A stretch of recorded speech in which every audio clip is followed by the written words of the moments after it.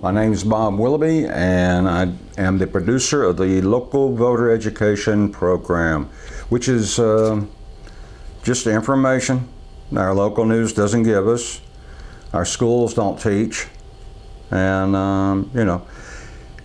so that's what we're trying to do, is get more awareness on local voter education. And this installment here,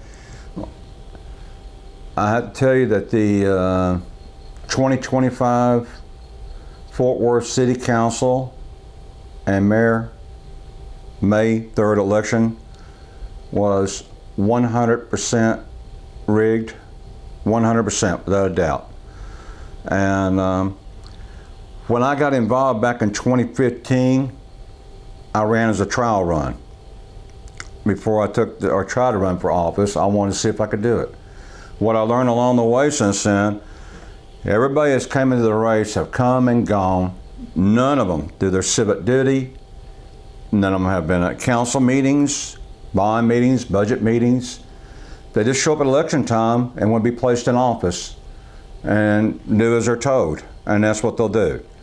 And that's the kind of people get in. Now, if you take someone that takes time to learn about our city, the budgets, and go to council meetings and be involved, and would like to do the job the way it's meant to be done, well, they're going to use all the power they can against you to make sure you're not in there, even when it comes down to rigging an election, which was done definitely by the Democrat Party. There's no doubt about it, 100%. Deborah Peoples knows it was a rigged election. I know it. God knows it. And I'll tell you, here's one thing. When I accuse people of stuff, I always offer them an opportunity to come in and defend themselves. And if they don't come up and defend themselves, then you have to be a total idiot not to believe it's true. There's no reason not to believe what I'm saying is true. Now, if they come in and defend themselves and have proof, okay, we got a different story. I'm willing to back up. But until then, no. And let me show you what I want to share with you is my past voting since I've got involved, or the last 4 elections, and the numbers here. And so, in 2015, well, let's see. Let's cut that out right there. Let's see. Okay. Yeah, okay. Well, we'll start off with 2015. Total votes for District 5 were around 2,791 votes out of 60,000, around 60,000 people at that time, 2015. There were around 60,000, only 2,791 votes.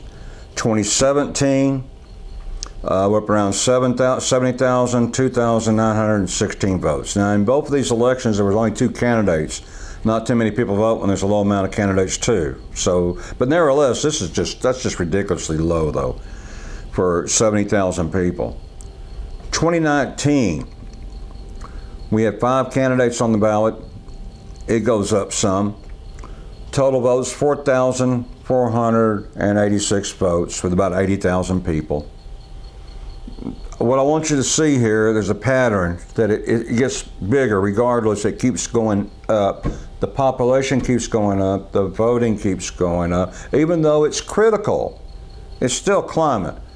2021, total votes, 5,752. We had about 5 candidates running again in that election. And that's with about 90,000 people. That was 5,752, 2021. Now, this is where it gets crazy. This is where it gets kind of crazy. 2023, total votes, 3,600. Population, 100,000 people. Something's wrong. And definitely something wrong, because by all indicators, we should have been around 6,500 people voting. We should have been around there. And we got 3,600 votes. So that is dropping almost 50% from one election to the next. There's no question. The numbers don't lie. There's something wrong. 2025, the fix is in again. we only got 4,654 votes with over 100,000 people, 6 candidates in the race. These numbers, I believe what is happening at this time, that more people are starting getting involved, and more are, and votes are being destroyed. Because if we get past the 5% voting, and we get 10 or 12% voting, or 15%, we'll put in actually good candidates, people that will run the city, at least better than what we've got, which won't take much, trust me. But this is it, they're destroying votes. Now we can go down here and compare my record of the votes that were cast. We'll start off at 2017. I was rejected from the ballot for not meeting a requirement that was not on the requirement list. This is an impossible task. And I knew when they did this and they kicked me off the ballot and people didn't say anything, this is when I became really aware that we've got to do something. People got to wake up. You can't allow this to happen to our system. It's not about me or that election. It's about what they're doing to our system. We had to hold it in check. Anyway, as a write-in, I picked up 112 votes.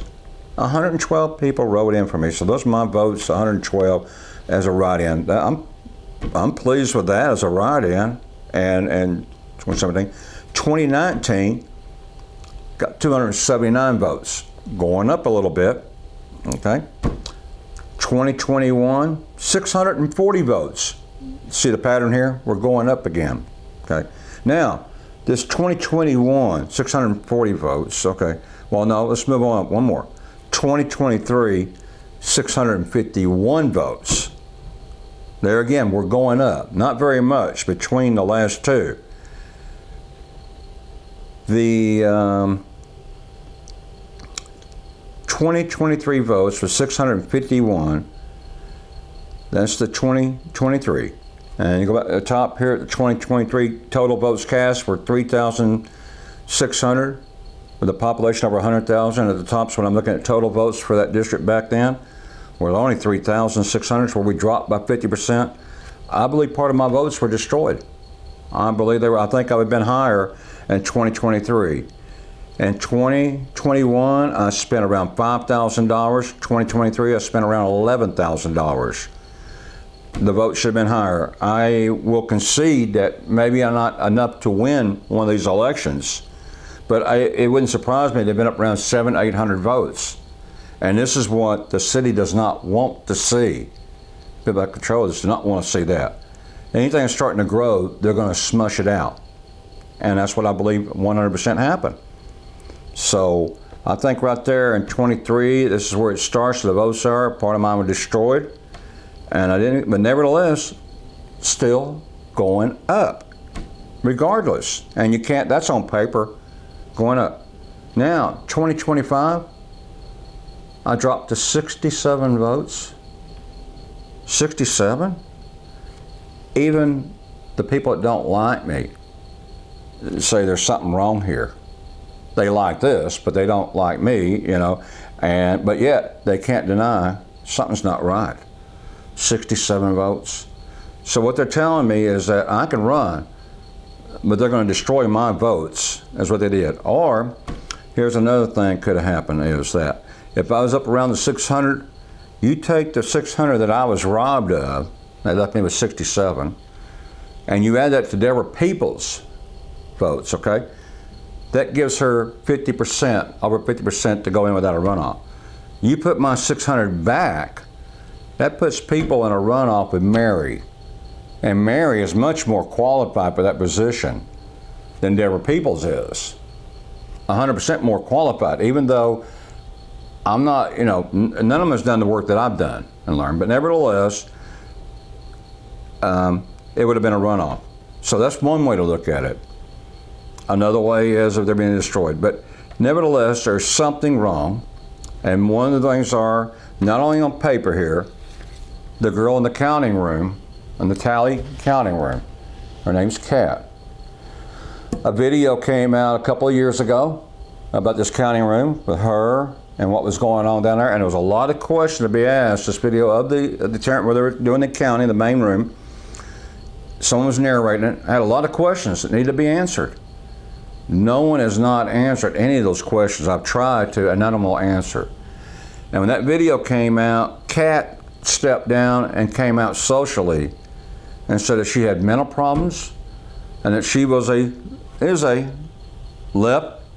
radical left-wing Democrat, and gave out her point of views on Democrat points of view, how strong she is on them and all that.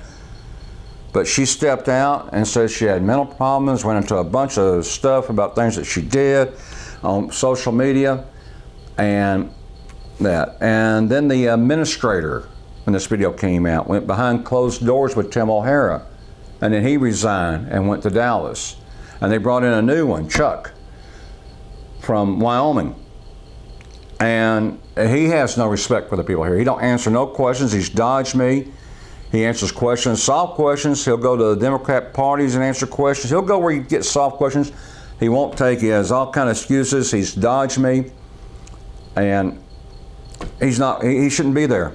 I wouldn't trust him. I don't trust him at all. He has no respect for us. I've asked people to send him back to Wyoming.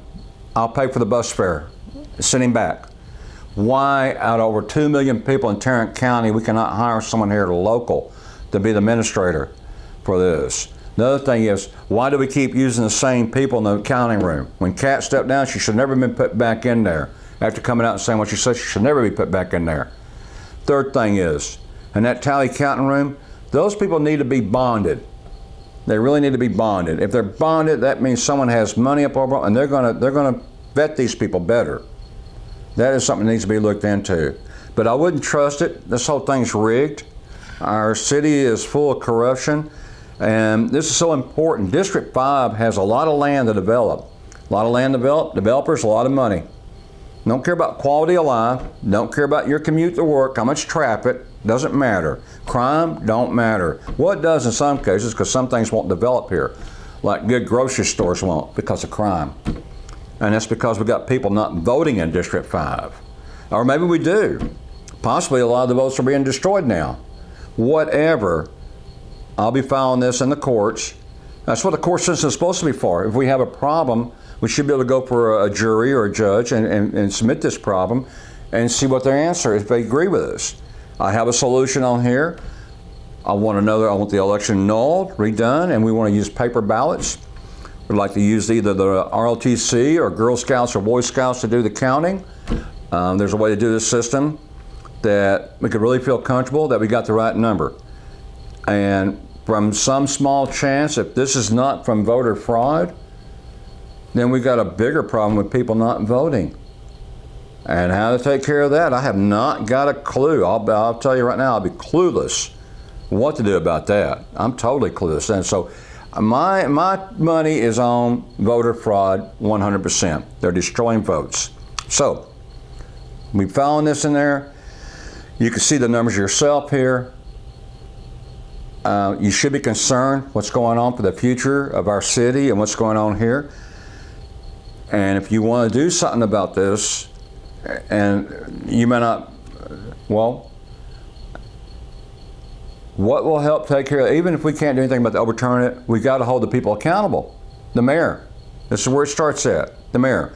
When you have a mayor that cares about the people, then we're in business. Until then, we don't have anything. Until we have people to make the mayor do her job, we don't have anything. So, and you're all responsible. Your tax dollars is feeding this corruption downtown. There's a handful of us trying to fight it, but they have all the power, all the weapons, and it's kind of like Ukraine and Russia right now. If Ukraine had no weapons, wouldn't Russia just love that? Putin would love that. Well, Maddie Parker is Putin. She took away our weapons. We are Ukraine. We don't have no free speech. That was a weapon. So if you want to fight this, here's how you fight it through a different way. You demand Maddie Parker put back the old agenda at City Council. The one that was there before she came in and changed it to fit her convenience. Put back the one that allows free speech, 4 council meetings a month. Put back the one that was there first. What she has in place now is like a communist rule type of agenda. You don't have free speech.